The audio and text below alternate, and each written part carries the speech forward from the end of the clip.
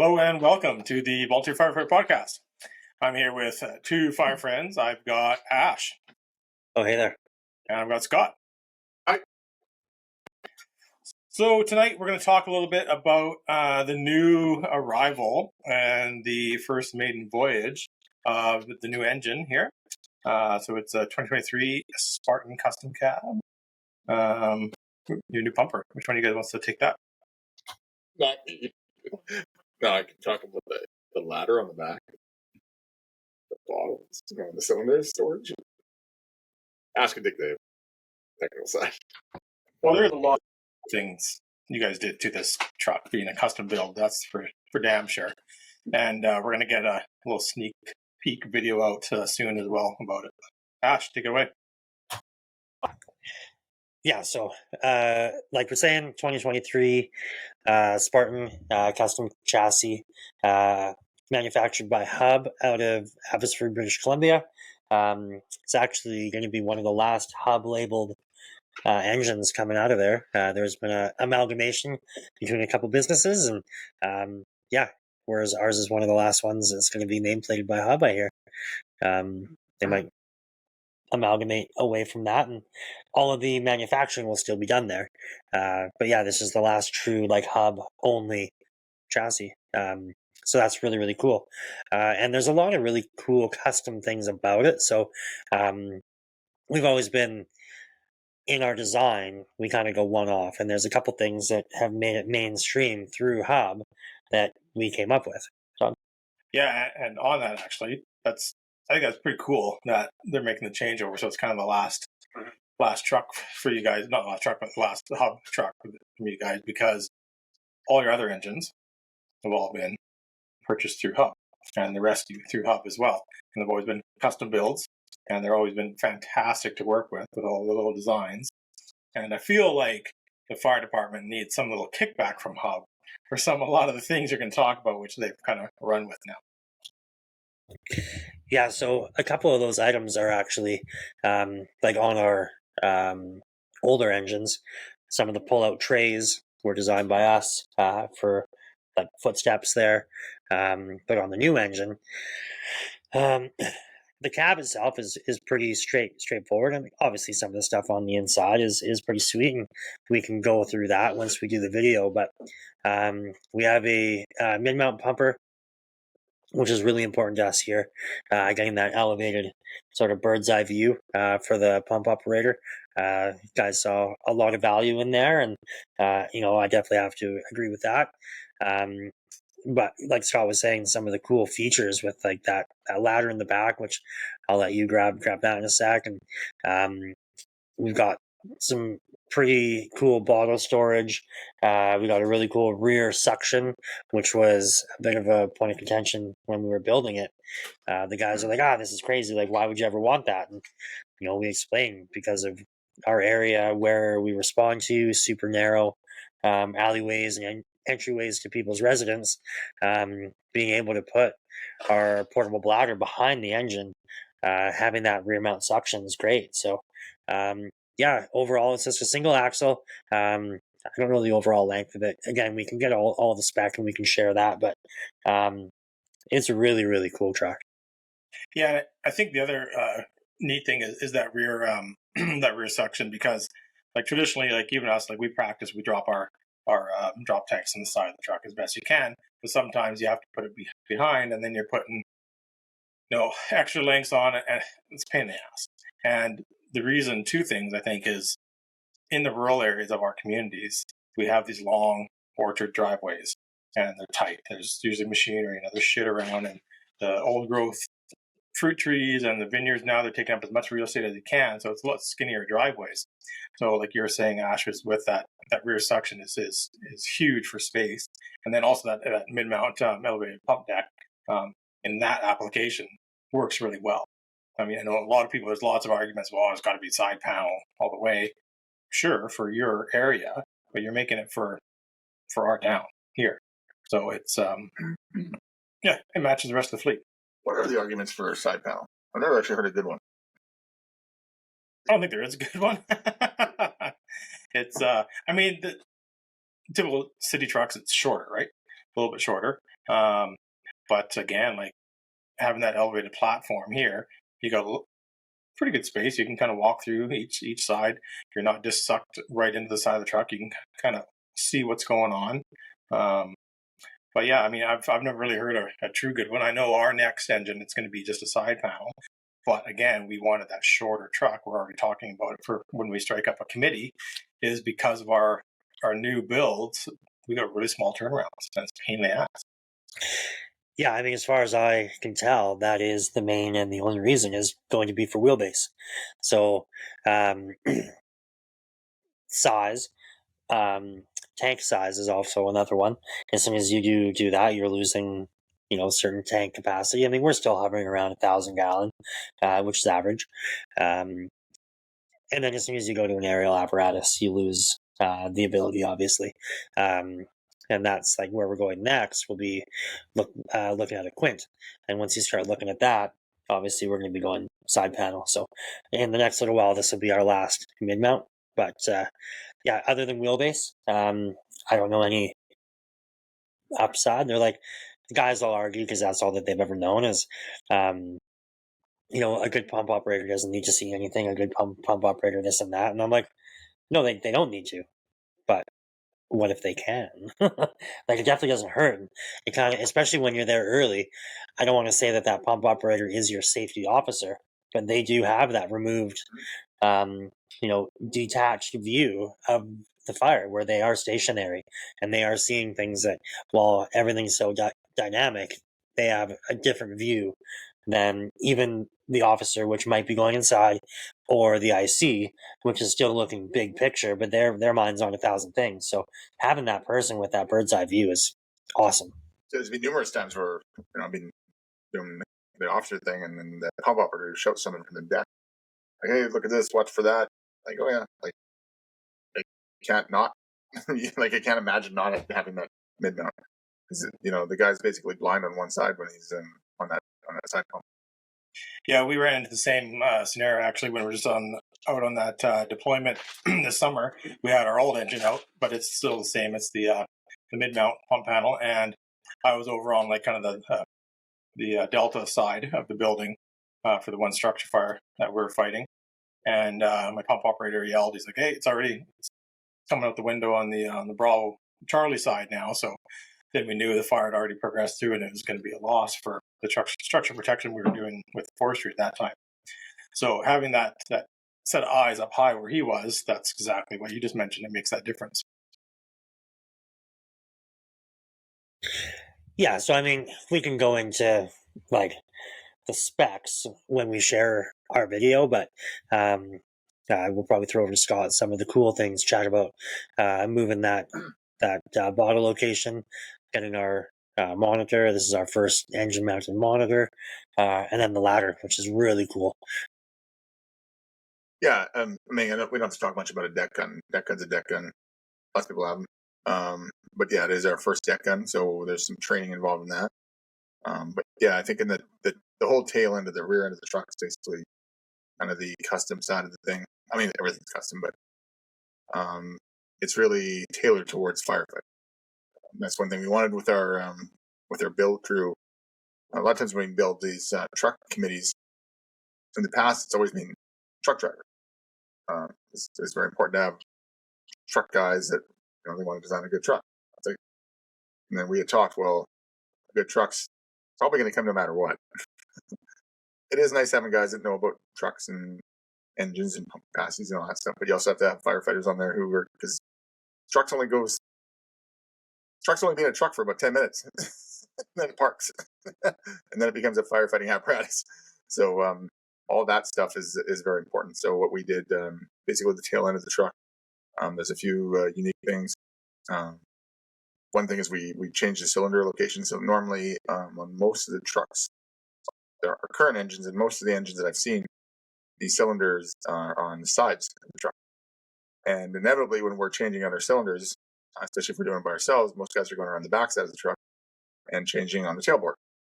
So I'm like, well, so we in our meeting, we're like, well, why are we changing it on the side, or why not put the cylinders at the back of the truck? So we have 12 cylinder mount, the back in the back cabinet. And then we also made a pullout on the tailboard. So the tailboard extends out about another 1.5 feet, I think. To make kind of like a little workbench, so you can change your cylinders off the tailboard of the truck easily without any like dropping off the edge. You can, your mast isn't falling, like you're basically having to work. And then the other thing we have, kind of one of the cooler things is the ladder. So we've been talking about all the ladders we have on our trucks. You have the typical roof ladders. You have an extension ladder. This truck has a 24-foot. We went down a little bit because we carry a 36, but we realized we rarely ever use a 36. So we have 24 and then 2 roof ladders on the mount. And then, of course, we have the attic ladder. But none of those ladders are short. So we wanted a VIS ladder, or basically a low-level entry ladder, like a ground floor entry ladder. And we were trying to figure out a good way to do it without needing a whole other mount and a whole other, in the way, and another cabinet for it. So I think it was actually cheap. I said, can we somehow hang it off the back? So originally we thought, okay, well, we cut a roof ladder down and just kind of mount it, and it was going to look funny. So the guys at Hub, what they actually did when we told them about this, I think it was like, they're like, you want to do what? Why would you do that? Why would you want a ladder that detaches from the truck? We're like, well, we want it for the streets. So what they actually managed to do, they got what's that ladder company? It's a Zico ladder. So a Zico ladder, which is actually on our rescue truck, but it's permanent mount on a rescue truck, and that's how we get to our top coffins, as we call them. But this is a Zico ladder, and they put 2 pins in. So basically, and there's like it kind of sits on this shelf, this metal shelf, or like it kind of locks in this metal shelf. So we can just pull 2 pins and pull the ladder off the back of the truck, and now we have this ladder that can access ground floor windows with using VIS off of like small roofs and stuff. Yeah, it's the perfect height, probably about 5 to 6 feet tall, the very most. So it works great. There's no hooks on it, but you don't really need hooks. It's got pretty good foot. The foot will dig in the ground pretty good, and we are thinking of an option of how to put those hooks on. And then when we're not using it, it's on the back of the truck mounted, and you can access the hose bit with it. So it's a dual purpose ladder. Yeah, I really like the the dual purpose on that ladder, especially traditionally to access the rear hose bed of the truck, you got all these flip down steps that are staggered, right? And they work, but they're also shit. Like they're a little bit of a fall hazard and everything else, and when they get wet, they get slippery. So climbing a traditional ladder is just a lot safer. You said you have that same Zico ladder on the rescue truck. We have that same ladder on our brush truck to get up to the top coffin boxes as well. They're a great ladder, but taking that one extra step what you guys did, having that dual purpose now, pulling it off, I think it's genius. It's one hell of an idea. Yeah, so that's just one of the extra things that we worked with Hub, got that all dialed up. Going away from the traditional onboard generator with this truck, this is the first one that doesn't have it because everything's switched over to LED. All of our scene lighting's LED. We have a massive inverter that's built on board that can power up anything that's not 12 volt. It is a super cool, super efficiently built unit. We're starting to load stuff in it now. It actually made its first call tonight. But I laugh when I say we'll be challenged to fill all the cabinets, and I mean that's a lie. We will cram shit in there that doesn't need to be there. But it's so efficient. Like with the tools we got in the back cab, there's a mount for 2 sets of irons. So I mean that already removes one of our cabinets. Like we have an entire cabinet that was not wasted, but with SCBA and our irons and whatever else is up there, a couple paddles and a tarp. Yeah. So most of that stuff is sat now. Like you got your SCBA mount at the back, like Scott was saying. You have the irons mounted inside the cab. So that entire side cabinet is free. There's nothing to put in there. Actually, another really cool feature. All of our engines to this point have 2 crosslays. We have Minuteman load, drivers and officer side, and they're in our history been 1.5 inches. Where this one, we actually have 4 cross lays, and we got 2.5 inches and 2.5 inch. And we're running 1 smooth bore per side and 1 combi nozzle per side. So you still have option, like kind of best of all the worlds there. So a couple new things for us. I mean, we're not the first one in the world to do it, but it's new for our setup, which is really cool. And like Scott says, with the new engine, we have a lot of training to do with it, being the old custom cab. They definitely drive differently. With that monitor on there, we got water supply challenges now that we're flowing some more water, and then just overall being familiar with it. But yeah, we're super happy to have it, and Rob got out there with it. One more thing on the back end of the truck, we've also put. We saw one of the trucks come by us as when we're doing checking, like on new trucks. One of the trucks from Cal Fire was brought through, and it had these weird looking shepherd hook things on it, and we're like, "What are these for?" It was Pierce. Pierce guy's like, "I don't know, something to do with you're hanging your hose off of or something." We're like, "Oh, for racking hose." So, of course, we bought some to mount on our trucks, which we haven't got a chance to yet. But this truck came with the shepherd hooks mounted on it. So, driver and passenger side on the very rear of the truck, there's these hooks that you can quickly rack the hose around the truck, rather than us trying to use like a seatbelt strap and all that kind of stuff. We could just easily just hook on there. Yeah, I think that those shepherd hooks are pretty sweet, and having both locations on each side of the truck for you guys for when we talk about re-racking for deployment and for running forestry hose in our area, it's going to work really well. But I think it's it looks like a really well thought out truck.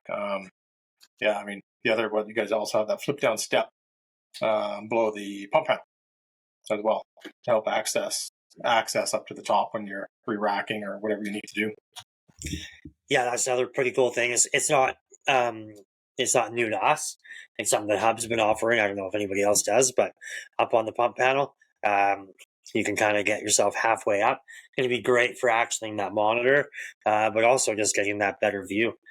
With the taller cab and the taller box, like everything on this thing it's just a little bit bigger. It's no wider than our current engines, but it is a little bit taller for sure. So getting that better viewpoint there, and then access to the deck gun is going to be great. So yeah, definitely another cool addition. That's good for Olympus. Access on pump deck pretty easily. Yeah, there you go. For our vertical challenge people. There you go. Being a taller truck, I mean, our apparatus guy is of shorter stature, and immediately he's like, "This thing is so much taller, so much taller. Like, how am I going to get up there?"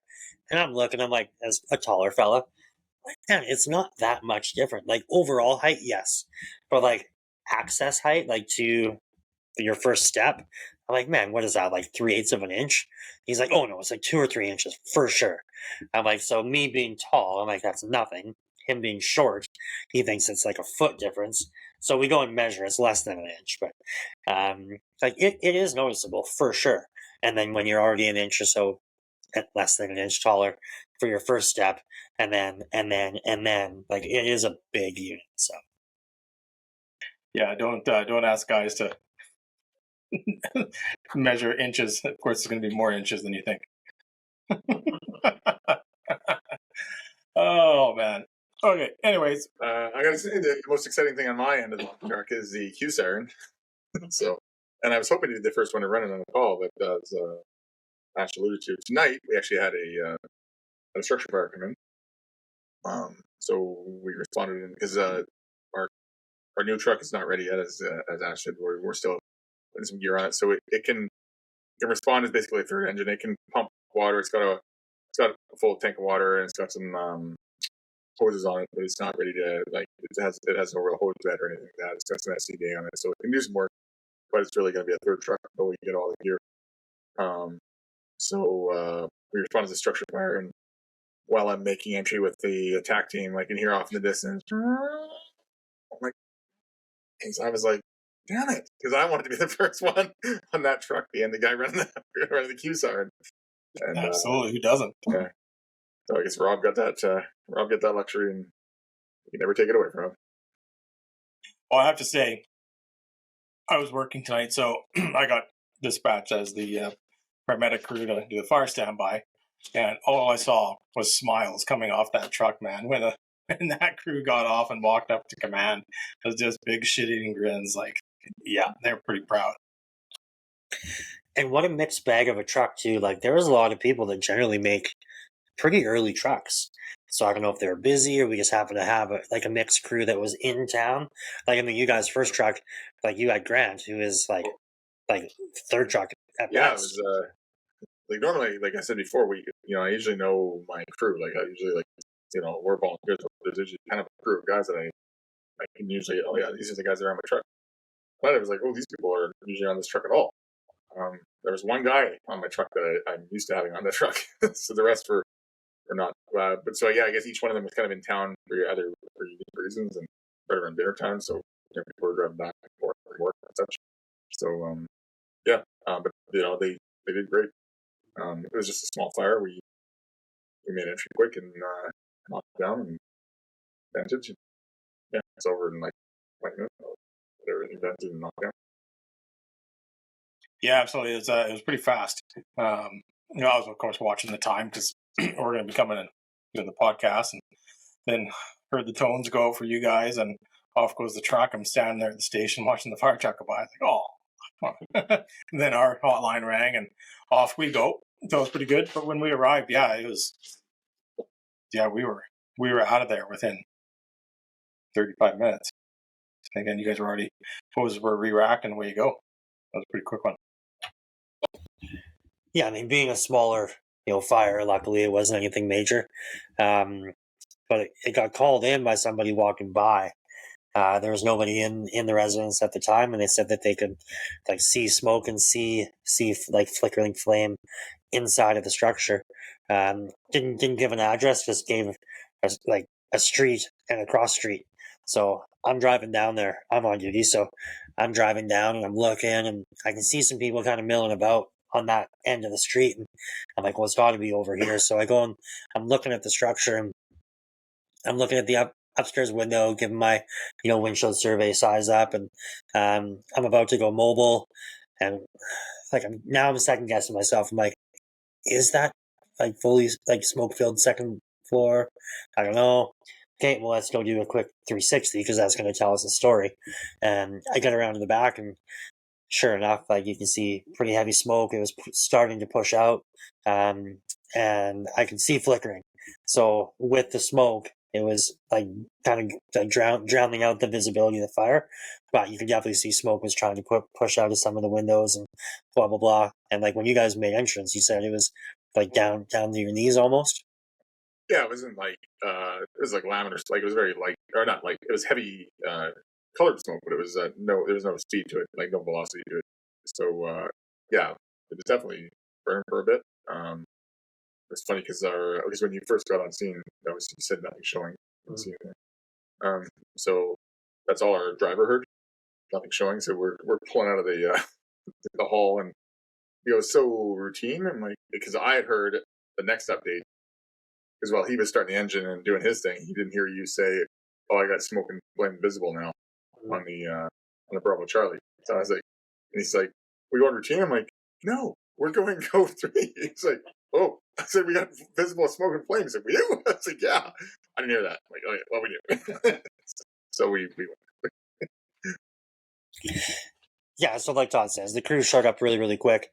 We were either going to go through. I gave two options. It says we can either throw a ladder and go on the second floor in the back, or we can bust down the front door and go in the front. But we knew where the seat of the fire was, and Scott made a plan for the interior attack, and we threw a ladder and made access through the second floor, which is definitely the call. Super quick push, like you guys barely, I think maybe like a 20-liter bucket of water probably extinguished the fire. Yeah, it was pretty small. Would have, if that neighbor didn't see it, it would have been big. Yeah, I think it was like from the door to the seat of the fire was maybe 3 feet, if that. And then literally just one blast of the hose. So it was out, and then just sent it for 10 minutes, 15 minutes. yeah, I always laugh. You watch the old Facebooks because they'll tell you what your fire was better than you.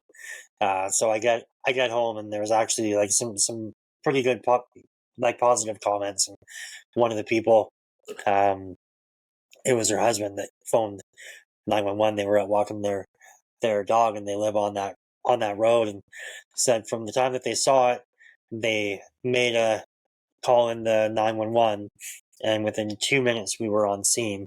Luckily it is just right down the street from us, but yeah, like really positive comments on there. I was on scene in less than 2 minutes. The engine was maybe a minute or two behind me. Like, it was quick. Even you guys were on scene super fast, John. So we had a lot of people, a lot of apparatus on scene quickly, and luckily it wasn't anything of like note, but a lot of good skills were used. Like, you guys made access through the second story, which is great. So we're throwing ladders, we're doing all of that kind of work. Second engine laid into the hydrant right away. Like, we had a plan there. We were definitely prepped for like the worst case, and we ended up getting the best case. So yeah, definitely happy with the outcome. Yeah, absolutely. Yeah, job well done to everybody involved, and a real quick knockdown. And it's a good thing it was just caught early. And yeah, Bob your uncle. Way you go. Anyways, so any more on that one? I think that's kind of it for that. So why don't we move into training this past week? What you guys got up to? That kind of ties into some of the new truck driver training. Yeah, one crew. So we did two options. We did driver training, and then we also did oriented search. I ended up on oriented search, and some of our class one, so semi truck kind of drivers, they were teaching the driver training. So we went through. Actually was lucky. The new engine arrived on like Tuesday. Our practice on Thursday, so it was a great time because it worked out perfectly. So we managed to teach people on the new engine, teach them on one of our old engines, teach them on not on the rest of them, no, on a tender. So they got kind of all the different options of a custom cab, and there was a commercial cab, and then there was a commercial cab with a big shitload of water in the back. So they went through our driver course. Our driver course is kind of being designed based on the 1001 and the new standards from the standards. What is it, I think, called now? It's called the standard. The standards for BC.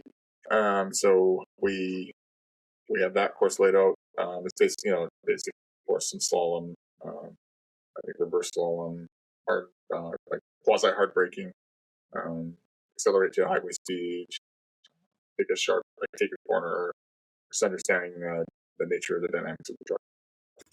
Yeah, stopping on a hill with zero rollback. So starting and stopping on a hill, applying air brakes, de-applying, or whatever you call it, disengaging your air brakes. De-applying, there you go. One for the textbook there. Tired. Disengaging the air brakes, and then moving forward without any rollback, both in the engine as well as the tender. Obviously, with the tender, you have all that weight with you, right? So, yeah. Do you guys do like the diminishing alleyway and all that stuff as well? Part of it? Yeah, we still have over at our training ground. We have it's on dirt, but it still works. We have a diminishing alleyway with some tires set out. I think I actually saw Jay there earlier. I think he was making the alleyway even more diminishing. I think he's making it a little harder for everybody, or he's doing something over there. So yeah, it's kind of a standard course we have laid out. They have to go kind of turn around inside a big box. So it gets you that like 2-point turn. And I think it's still on there that then you actually have to back in with a tender, drop some water, or at least simulate dropping water. Because obviously that's what the tender is for. It's going to have to be back into tight locations, not just everything straight for that. Yeah, they call it I think the actual term is the alley dock or whatever. You have to back in left and back in right. All that crap. And then the other thing we did was, as I said, we did the search. So we did a oriented search. So, which is slightly different than, so we got kind of it's like a VIS inside the building. It's basically how we kind of describe it. And actually it's funny because Grant was teaching. He was our lead on this one, and I was second, so I'm not going to be here this week. So I let him take lead, and he was referring to all these search options. He's like, "Yeah, we got like standard search, and we got the VIS search," and I'm like, "Grant, it's like literally everyone like on that crew at night. Because we had split basically senior guys and juniors. I said, no one on here. Well, there was 2 guys on the whole crew that had done any type of searching. Oh, sorry, 3 out of the 8 I think, that they did any type of searching. He's like, oh, so these guys are like green. I'm like, yeah. So we quickly kind of steered away from that and just started explaining like step by step. It was actually really good because what we could do is Grant was just going to have them just banging off 3-man searches all night. And what we ended up doing is actually we kind of slowed it down a little bit. We used our CCAN search building, so we have two 20-footers. Yeah, 2 20-footers. So 1 20-footer, and we have a hallway down the middle. So we've taken a 20-foot CCAN, ran a hallway down the middle. So essentially it makes 2 4-foot wide hallways that are 20 feet long. So it kind of goes around in a horseshoe. We've attached a CCAN to that has 2 rooms for searching. And then we attach a CCAN on the other end that will actually go into what's called our warm room and goes into the one of the burn cans that we use. We weren't burning actual fire. We just had our new, kind of new to us, our battle fogger, which is, that thing's great. It just pumps out the smoke. It actually pumped out so much smoke. At one point I looked over across, because we're on the airport at our training ground. I looked across the airport and like hovering over the mall was like this cloud of something. I'm like, what is that? And we're like, well, that's us. Like that thing pumps out so much smoke. It's actually quite amazing. So we did we did that search. So we had a door control person. We ended up with a bump up person. So when you go in and when they hit the pinch point, move that hose. We had we had 2 on the search line. So they were pulling the hose. The scenario, the quasi scenario, was the attack team is attacking the fire, so we're not worried about the seat of the fire. We are on search, but we're bringing the hose in with us anyways. So rather than dragging the hose in to each room, like the old school ways, it's like right hand search, and let's go around. Oh, find another right, and then keep going, and then you're dragging the hose in. You're trying to drag it around furniture and over things, and it just gets jammed up. This method, we basically go in the hallway, we hold. Officer uses a thermal camera, quickly sweeps the room, and he sends 1 person in to search if the room is small enough. And basically, like I said, it's reverse BIS. So the nozzle operator holds the safety outside the door. The other person goes in and searches the room real quick. If they come across like an ensuite or a walk-in closet, they hook their foot on the door frame, sweep in as far as they can. We did actually mention bathtubs. We talked about one of the calls that you guys did years ago, Todd, about finding a person in a bathtub. That's right. Yeah. So same thing. Also on that one, our guys went in, oriented a search. We already had an idea where the person was. The first patient that came out told us, no, he's in the bathroom because it was a grease fire, and of course splashback got burnt.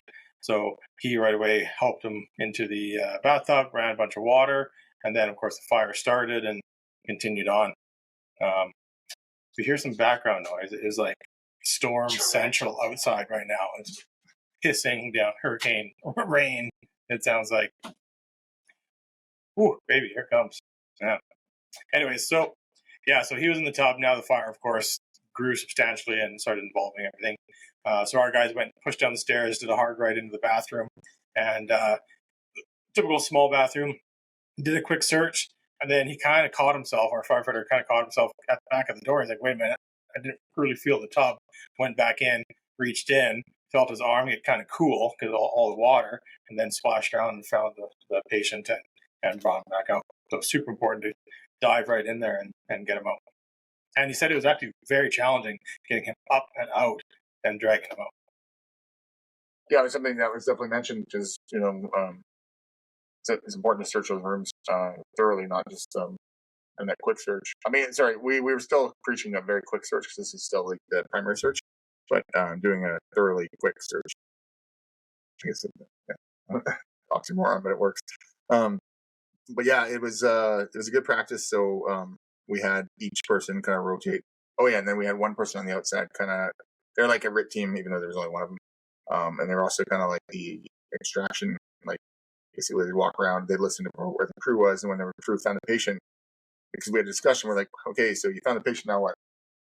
They're like, well, we take him out. Like, well, which way? No, it's like we're basically trying to still thinking on their part. It's not always going to be back down the hose line. It probably should be through a window. So we're saying, close the door. When you go in, close the door. So you isolate the room. If you find a patient, keep the door closed. Call for help. Call for another person to come in. The officer can come in. The nozzle operator can still hold that safety on that door, and then the officer can come in and extract the patient out the nearest window. And then by closing that door, you've isolated them from all the gases and heat, venting, and then you call for where you are. And we're saying, even if the guys don't know exactly where you are, as soon as you take that window and you start like waving your axe out the window, or you stick your head out the window, they're going to see you. One of the things I was preaching was like, yeah, even if they're not there to get you yet, stick that patient's head out that window and get them some fresh air. There's no sense in leaving them in that environment. If we can take the window, break and rake it, and just kind of hang them out of the window a little bit to get some air, some that fresh air. So we're talking about that. We're talking about just basically using your brain. Because one of the rooms is actually a bathroom. We designed it as a bathroom, so it's got a super small window. And the guys didn't actually see it because it was super small, but it's up on the high. But they were having a discussion like, would the patient even fit through there? And the answer probably no. So they made the right call. So they actually ended up dragging him back down the hallway. And then we had a discussion about, could you have drug him into another room and isolated that room and put him in? So it's just all about thinking.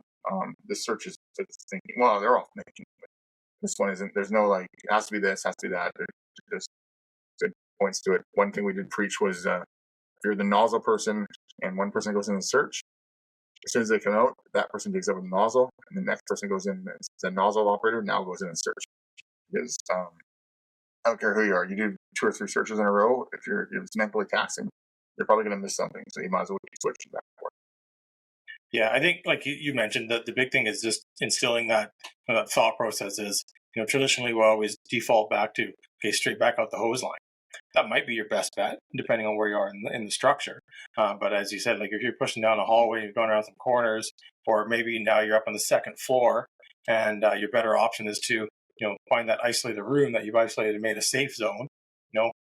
Push in. Now you've got some time that you've bought yourself, and by having that RIT team thinking, constantly moving, constantly watching and hearing where the team is and following them, that you can be ready for that stuff. Rick can be throwing those ladders if they know they're going to the second floor. Hey, that looks like a bedroom. Let's, fire's in that other corner.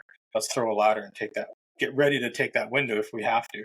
And then advise everybody, hey, secondary means of egress is on the Bravo side second story window, right? And everybody's aware. One thing people really get, I notice they really like the RIT thing is like, no, they get into that, like, not my job mindset. Well, I'm RIT. It's not my job to do that. Not my job to do that. No, your job is to make it safe for everybody. Like you're saying, throw ladders. So if you throw a ladder and someone sticks a patient's head out the window and you're the RIT team, better damn well expect you to go up there and help them get that patient out. Because, for the 2 minutes it takes to rescue, you're saving a life. I know it's like, oh, don't do any work in the fire ground unless it's, something that you can drop in 10 seconds or whatever the hell they say. It's like, no, just pull the patient up. Friggin' build. Yeah, no, 100%. And that's what it's about, right? Is being able to just tactfully think in that moment. And, you're there, you're that crew ready to go. And then when those radio comms come out saying, hey, we've got a patient, we're making our way to that to the bedroom on the Bravo side second story. Rit's already got a ladder there, or a team is already there, starting pushing up that ladder to start bringing that person out. Yeah, so it was really good. That's what we did all night. I kind of stayed outside Grant Land, but on the outside, I was kind of showing the door control person. I was kind of grilling them like we usually do. I even had the chief come by at one point. I'm like, hey, ask whoever's on door control. The questions like, who's in there? How many people are in there? Do you know who they are? And how far in are they? And are they working? And once I explain how to do that, like, obviously it's easy. First part is easy. You see who's going in, so you can count. Second thing is you should know everybody's name as they're going in because it's on our helmets and our butts. And then third is knowing how far in they are by always keeping the grip on that hose and watching the coupler. And if you're at the first coupler, well, they're 50 feet in. And then knowing if they're doing work because you can feel the hose moving as you're spraying water. Yeah, and it's funny because like it wasn't that long ago when we started introducing that door control person was the third man or fourth man, maybe you got a 3-man crew inside, and you're tasked with that door control. Everyone thought, oh, it's just an easy job. I'm just gonna sit there and hold the door back and not pay attention. It's super important. That is a very important job. You need to have your hand on the hose, see when they're flowing water. Hey, if something's wrong, if that nozzle is constantly flowing water or they have not flowed water in a while and you're not hearing comms, like you got a lot of things to be watching for. Sure. And like you said, hey, they're only on that first 50-foot length and I've got 20 feet out. Well, now I know how far in they are. So it's very, very important. Yeah, and I think it's key too to realize that when you're on that door, like you're also working. Like you don't just sit there and be like, all right, well, I'm feeling the hose as it goes by me. You're in there pushing the hose. Like if they're going down a long hallway or if they go in 8 feet and then have to make a hard left, well, they're not making that left easy. So there's nothing stopping you from making, 4 or 5 feet inside. Sure, yeah. Like you're not going to make a push with your team, but like you can go in there and help get that hose around the corner, or at least help feed it in there, right? Absolutely. Push in 5 feet. Feed the hose in 20 feet, right? That's why when we talk about, remember, like when we talk about our bump ups and communicating, hey, bumping up, hey, I need 20 feet. Okay, feed. Feed that hose in as that door guy. And then now they've got that extra slack and they'll bump accordingly up and down the line as a team inside. Yeah, I was telling one of the guys because he was like, "How do I know when they need more hose and then when they start pulling on it?" I said, "Well, if you always have it like a little, because if you can't see, like, because we had really thick smoke, I said if you can always see a little S, and you can always see a few feet in front of you. If you see a little S going into the room, they probably have enough. If the hose is shaped like an S, do you have enough room? If it's shaped like an I, they probably they're probably taking the hose. So S is good, I is bad." Yeah, I was just going to say that, and then also like if you're doing a long search or if you got people coming in and out, it can be a little challenging to know exactly who you have inside, but I always fall back on like let me know who that lead is. So like if Scott's going in with a crew and Scott's got firefighter 1, 2, and 3 with him, and then firefighter 2 has to bump out and a fresh guy goes back in with Scott, I care less as I see who exactly he has with him, as long as I know that he has like who he has, like by the numbers. So if I ask for a par, interior team with 3, check. Okay. Do I want to know? Absolutely. But if I'm asking that guy on the door and they can confirm that interior team still has 3 and Scott's still the lead, perfect. If they can tell me exactly who it is, that's kind of bonus points for me. But as long as I know that we have Scott as a lead, and the number of people in there, we can generally break that down through our accountability board as well. Yeah, that's just it. Like it's kind of one of those soft, unspoken rules. Like it really helps with accountability. Like having that voice back, like, hey, yeah, no, I got 3 in, or maybe somebody bailed out at the last minute because their bell went off and they didn't tell their other teammate or something, and they just turned around and kind of boarded. Then that guy would be like, hey, I see, we got 2 now. This guy's out. Oh, okay, you can make that change, and everything's accounted for, right? So it's working as a team. It's that situational awareness and just being aware of what all the jobs and all the roles are. We're always looking out for each other. Yeah, that board is something that is super, super crucial, and I'd say it's definitely not one of our strong points. I was so pumped tonight. I got myself parked in a perfect spot. I had tailgate down, and I'm ready for my board, and then nothing.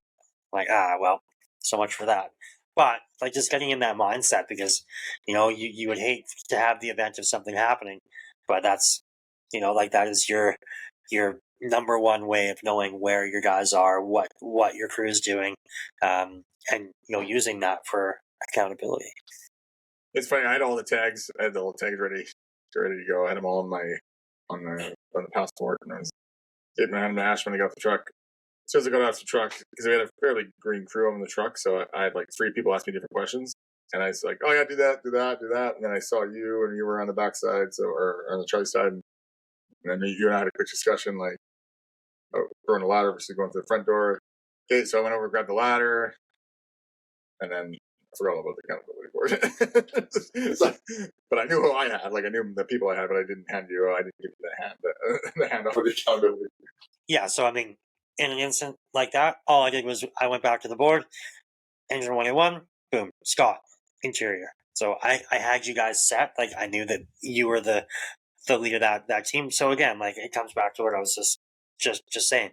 In a perfect world, I would know who you have with you, but I knew the number of people that you had and what you guys were doing. And if we built it into a larger call, we probably would have figured that out. But because it was over so fast.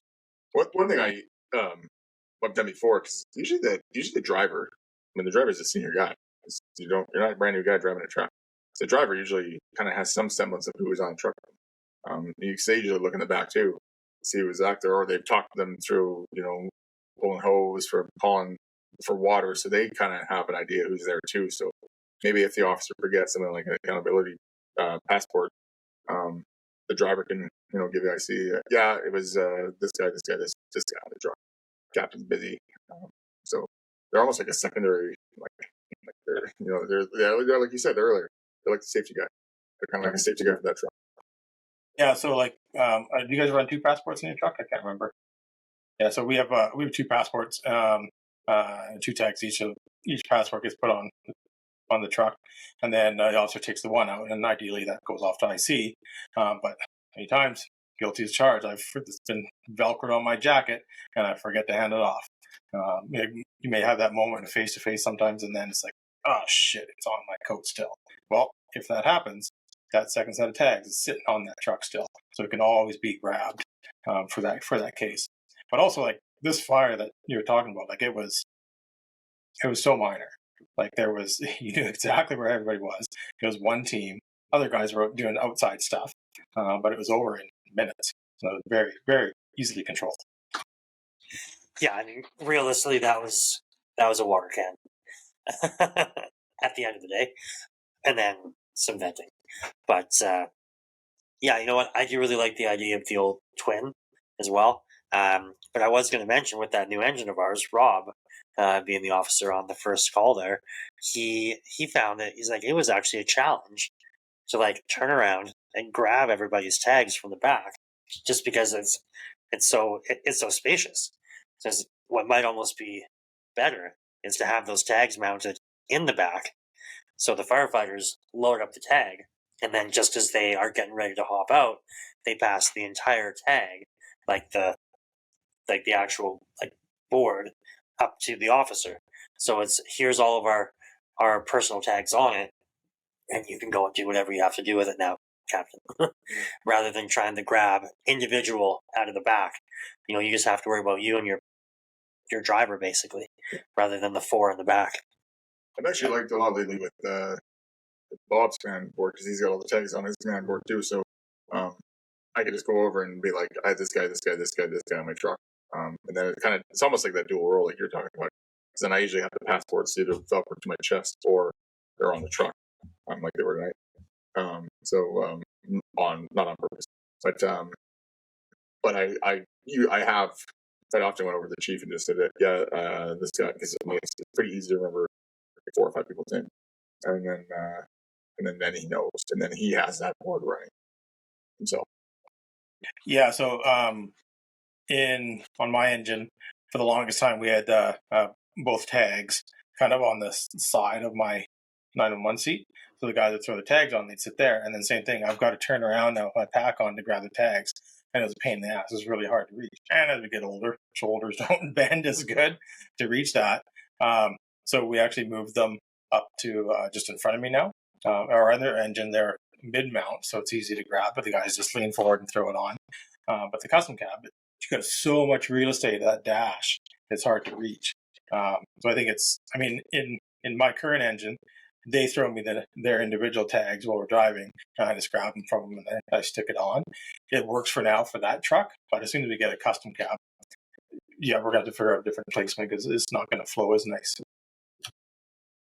It'd be nice to be able to use, like, there's got to be an app for, like, accountability. Like, take the old iPad, click, There and is. then it goes over to the chief, and he's got who's there. Like, there. I mean, I don't know if I'm responding to that, or there is an app that you're just saying. Yeah, so a few years back, I was at a Chiefs convention, and they had one and it's big fancy stuff. And oh yeah, it's if it was a full time department, and they had a whole bunch of POCs, and like yeah, so if guys come to the scene with their gear and if they don't have their tags, input their name and it prints out a tag, and it's this and like it was all this crazy fancy shit, and everything reports back to a tablet, and that's cool, man. But that's a lot of shit going on. Like sometimes simpler is better. Velcro, boom, done.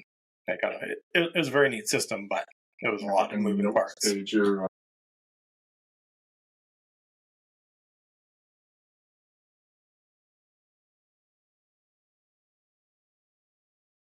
Yeah, so it's every truck's a little different. I know other departments have different styles and different Velcro patches on the front of their helmets and multiple different styles for passport accountability. But yeah, I think you nailed it with that custom cap. You got a lot more real estate to cover for passing all that stuff. Any more on the oriented search, or should we look at wrapping? I think that's pretty much it on that. Yeah, so stay tuned. We're gonna throw out a couple of pictures in the video of a quick little sneak peek of the engine, and then once it's all fully stocked and rocking and rolling, we'll get some video content out to you guys. But let's jump into some shout outs there. Ash, Modus. Yeah, Modus. Claim to fame is going to be the snagger. Hose handling, coupling, smash glass, egress. There's 1001. Check out their videos. Check out some of ours on the social medias for that. But they got so much more. They're into their textiles. We've got the radio strap we've been running like crazy here. We're gonna hand that over to Todd at the end of this week and get you to get some hands on. They got the X-Long gloves for AutoX, their pouches, their force entry gear, their heavy hitter wedge, their passive entry stuff for when you don't want to smash the door. They got a ton of stuff now, so check out everything on their socials. If you like what you see, which you should, use discount code DTFF5.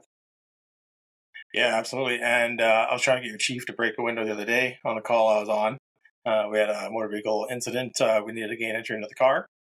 And chief was like, I know some guys that can get into that car for you. I was like, I do too. Calls for fire. Anyways, we ended up getting in without breaking glass. But right away I said, what? Where's your snagger? Where's your tool? Come on. But he wasn't in his vehicle at that time. So, all right, stop the bleed. Scott. Yeah, if it bleeds, we can stop it. It's not a predator thing. If it bleeds, we can kill it. Anyways, stop the bleed. If you're going to use it, the three methods are tourniquet, wound packing, and direct pressure. Probably in the other order. Direct pressure first. Unless they really get tourniquet. Is it going south? Do you pack the wound with a tourniquet? Oh, yeah, like that photo on online. Yeah, no, big fail there. I'm not gonna lie. I actually saw that we did a reality-based sim, and the one officer was shot, and the other officer came up, and we had the wound packing, like the yoga block in there, and the guy couldn't find his gauze, so I walked by, and I'm like, there's a cat tourniquet shoved in the yoga block. He's like, I think that would work. I'm like, I don't think it would. Like, well, let's not try that. I'm like, are you naked right now? He's like, well, no. I'm like, you have, your whole body is full of wound packing material. And you chose the thing that probably is the hardest thing to pack a wound. Like, oh. So I can use my shirt? I'm like, yes, as I taught you. You could use anything that's fabric.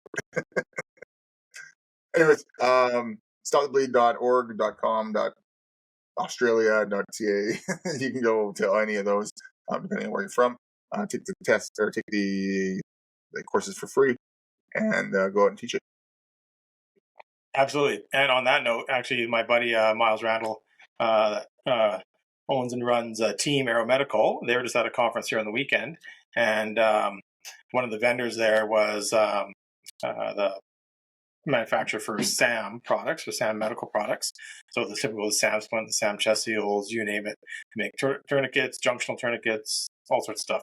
They have got a really cool tourniquet out there on the market that works really well. They were doing a couple of races on application and the effectiveness of it, and they're going toe to toe with the cat tourniquet, and it was actually faster application than the cat. So, anyways, I'm going to reach out to him and maybe have a little chin wag with them, and maybe see if we can get some SAM tourniquets to try out as well. So, yeah, fantastic product. So, SAM medical devices. Wolf Tree Coffee, Ash. Yeah, Wolf Tree Coffee, based out of Oliver, BC. They are delivering in the South Okanagan or shipping worldwide, I believe. They got a ton of blends, which is really sweet. But they have one special one, which is near and dear to us. The Initial Attack blend. It's a wicked medium dark roast coffee.